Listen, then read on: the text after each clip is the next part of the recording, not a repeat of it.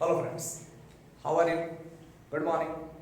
आई hope आप लोग बहुत अच्छे होंगे और आपकी स्टडी भी बहुत अच्छे तरीके से चल रही होगी। प्रीवियस लेक्चर में हम लोग types of solid, amorphous solid, crystalline solid, types of crystalline solid, packing efficiency, unit cell, इन सब के बारे में हम लोग डिस्कस कर चुके हैं। आज हम लोग डेंसिटी ऑफ यूनिट सेल या डेंसिटी ऑफ क्रिस्टल लैटिस के बारे में डिस्कस करेंगे। तो चलिए without wasting time I come on the topic density of unit cell और डेंसिटी ऑफ क्रिस्टल लैटिस। लेकिन सबसे पहले हमें ये जानना होगा कि आखिर डेंसिटी का मतलब क्या होता है। ठीक है, हम जानते हैं कि density is defined as density is defined as mass per unit volume, mass per unit volume of a substance, mass per unit volume of a substance is known as density. इससे हम डेंसिटी का नाम देते हैं। ठीक है, लेकिन हमें अब ये भी जानना है कि आखिर यहाँ जो मास लेना है वो मास किसका लेना है। ठीक है, क्योंकि हम डेंसिटी जो कैलकुलेट कर रहे हैं वो किसका कैलकुलेट कर रहे हैं, किसी यूनिट सेल का, क्रिस्टल लैटिस का। यानी यहाँ पर मास जो इन्वॉल्व होगा वो भी किसका होगा, यूनिट सेल का ही होगा या क्रिस्टल लैटिस का ही होगा। ठीक है, तो हम यहाँ पर कह सकते हैं यहाँ पर कि डेंसिटी का मतलब क्या होगा, mass per unit volume, that is called the density. और मास किसका, तो हम कह सकते हैं कि mass of all the atoms, mass of all the atoms, mass of all the atoms, mass of all the atoms present in crystal lattice, present in crystal lattice upon क्या होगा, volume, upon volume of unit cell, that is called the density. इससे हम density का नाम दे रहे हैं। ठीक है, तो डेंसिटी का मतलब क्या हो गया, मास पर यूनिट वॉल्यूम। और यहाँ मास किसका लेना है, तो mass of all the atoms present in crystal lattice. Crystal lattice में जितना भी एटम मौजूद होता है उन सभी एटम का मास, ठीक है, per unit volume of the unit cell, that is called the density of the unit cell. इससे हम डेंसिटी ऑफ यूनिट सेल का नाम देते हैं। ठीक है, तो आप ये समझ चुके होंगे कि डेंसिटी ऑफ यूनिट सेल का मतलब क्या है कि mass of all the atoms, mass of all the atoms present in a crystal lattice to the volume of unit cell, that is called density of the unit cell। इसे हम density of unit cell का नाम देते हैं। ठीक है, अब कहा जा रहा है कि mass of all the atoms, mass of all the atoms, इसे दूसरे तरीके से और हम कैसे लिख सकते हैं, हम लिख सकते हैं यहाँ पर कि number of atoms, number of atoms और into mass of one atoms, mass of one atom upon क्या हो गया, volume of unit cell, volume of unit cell, that is called the density of unit cell. ठीक है, चूंकि कह रहे हैं कि mass of all the atoms, mass of all the atoms, तो हम और इन अंदर वर्ड क्या कर सकते हैं कि number of atoms into mass of one atoms is equal to the mass of all the atoms. इसे हम mass of all the atoms के रूप में लिख सकते हैं।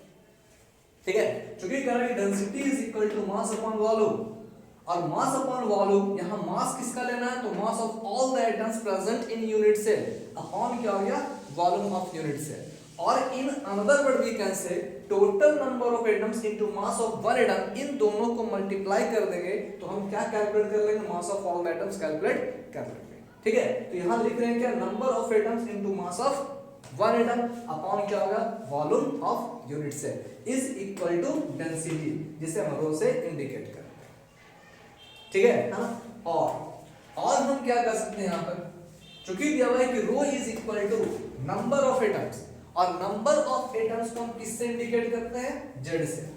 नंबर ऑफ एटम्स को हम इंडिकेट किससे करते हैं, जेड से, जिसे हम रैंक का भी नाम देते हैं। ठीक है, यानी यहाँ पर जेड क्या हो गया, रैंक, और रैंक का मतलब क्या होता है, number of units, number of atoms present in unit cell. ठीक है, यानी पर यूनिट सेल में कितना नंबर ऑफ एटम्स मौजूद होता है उसे हम क्या करते हैं, रैंक का नाम देते हैं, जिसे जेड से इंडिकेट करते हैं। ठीक है, तो जेड क्या हो गया, number of atoms per unit cell, that is called the rank Z. ठीक है, तो यहां पर number of atoms per unit cell is equal to क्या लिख दिया, जेड, और इनटू क्या होगा यहाँ पर, Z into mass of one atom, z into mass of z into mass of one atom upon क्या होगा, volume of unit cell. Volume of unit cell, that is called the density. ठीक है,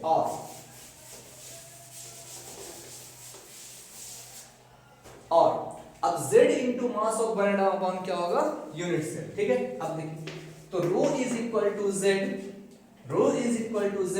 into mass of one atom, mass of one atom upon क्या होगा, volume of unit cell, volume of unit cell. लेकिन mass of one atom को calculate करने के लिए हम क्या करेंगे, जो देखिए मास ऑफ वन एटम को कैलकुलेट कैसे करेंगे, हम जानते हैं कि मोलर मास या एटॉमिक मास। ठीक है, मोलर मास किसे कहते हैं, एक मोल के मास को हम क्या कहते हैं, मोलर मास कहते हैं। ठीक है, एक मोल के मास को हम क्या कहते हैं, मोलर मास कहते हैं। ठीक है, तो देखिए यहाँ पर मोलर मास का मतलब क्या हो गया, मास of one mole, mass of one mole of atom,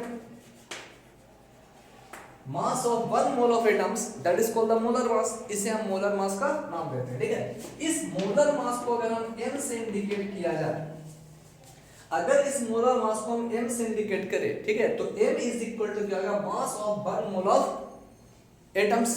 ठीक है, मास of one mole of atoms, that is called the molar mass. और मास ऑफ वन मोल, अब यहां देखिए मास of one mole of atoms, तो वन मोल में number of atom कितना होता है, 6.022 into 10 to the power 23 atoms. ठीक है, तो जब कह रहे हैं मोलर मास का मतलब क्या हो गया, मास of one mole of atom, और वन मोल ऑफ एटम का मतलब क्या है, 6.022 into 10 to the power 23 atoms. यानी इसका मतलब क्या होगा कि 6.022 into 10 to the power 23 atoms के मास को हम मोलर मास का नाम देते हैं। ठीक है, इसलिए in another word we can say molar mass is equal to mass of 6.022 into 10 to the power 23 atoms. यानी इतने एटम्स के मास को हम क्या कहेंगे, मोलर मास कहेंगे।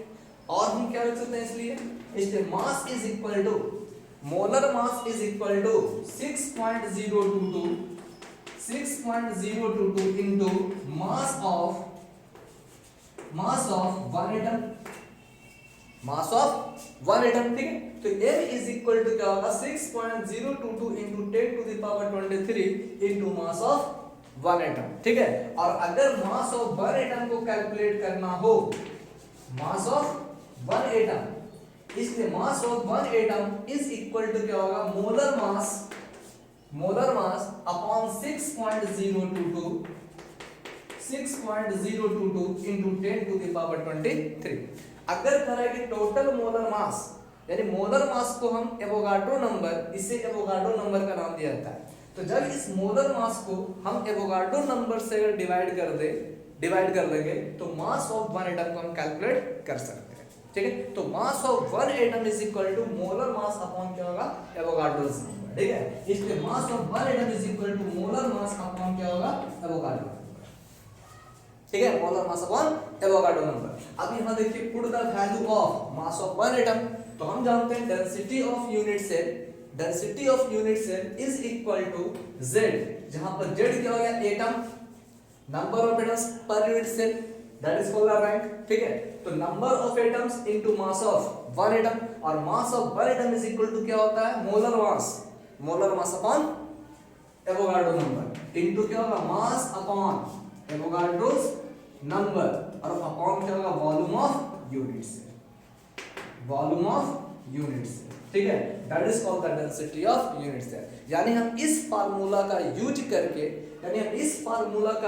करके हम डेंसिटी ऑफ यूनिट सेल को कैलकुलेट कर लेते हैं। ठीक है, और हम क्या लिख सकते हैं यहाँ पर, इसलिए density is equal to z into molar mass upon Avogadro's number into ये वॉल्यूम, और हम जानते हैं कि volume of unit cell is equal to क्या होता है, ए क्यू, मतलब साइड का होल क्यू, या हम कह सकते हैं एज लेंथ का होल क्यू। ठीक है, और इस एज लेंथ को हम किससे इंडिकेट करते हैं, ए से।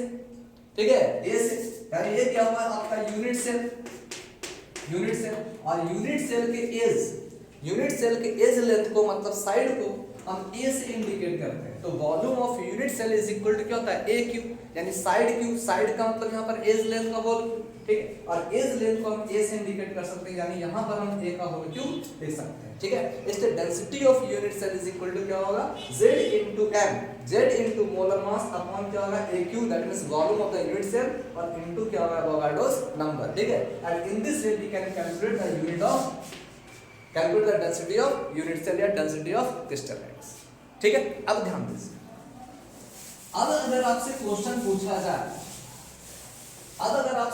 पूछा जाए कि डेंसिटी ऑफ यूनिट सेल या डेंसिटी ऑफ क्रिस्टलाइट्स कैसे कैलकुलेट करेंगे, तो in this way we can calculate the density of unit cell. लेकिन अगर यही क्वेश्चन पूछा जाए कि density of unit cell in BCC, अगर बीसीसी में पूछा जाए या एफसीसी में पूछा जाए या प्राइमिटिव सेल में पूछा जाए, सिंपल सेल में पूछा जाए, तो उस कंडीशन में हम डेंसिटी को कैलकुलेट कैसे करेंगे, ठीक है। तो अगर पूछा जा रहा है कि density in BCC,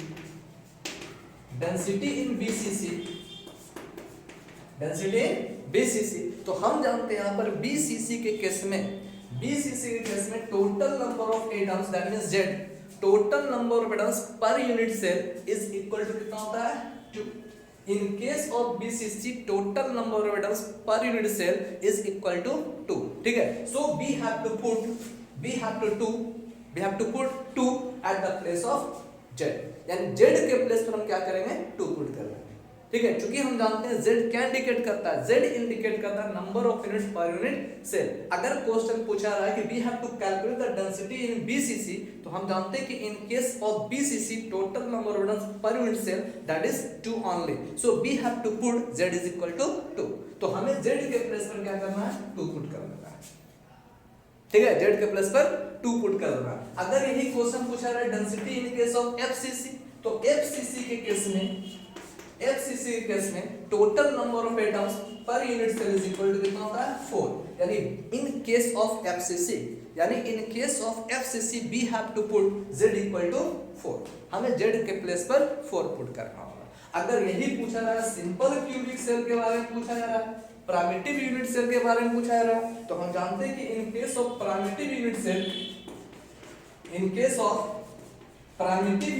cell Z is equal to 1 and total number of atoms in SCC या primitive unit cell total number of atoms per unit cell is equal to 1, so we have to put Z is equal to 1, ठीक है। और इस तरह से हम calculate कर सकते हैं यहाँ पर density in BCC, density in FCC और डेंसिटी इन SCC, किस तरह से हमें कैलकुलेट करना है, ठीक है ना। आई होप आपको ये वीडियो अच्छा लगा होगा। प्लीज लाइक शेयर और सब्सक्राइब जरूर करें। इससे रिलेटेड न्यूमेरिकल्स के लिए हम नेक्स्ट वीडियो में आपके पास उपस्थित होंगे। तब तक के लिए रेस्ट, थैंक यू।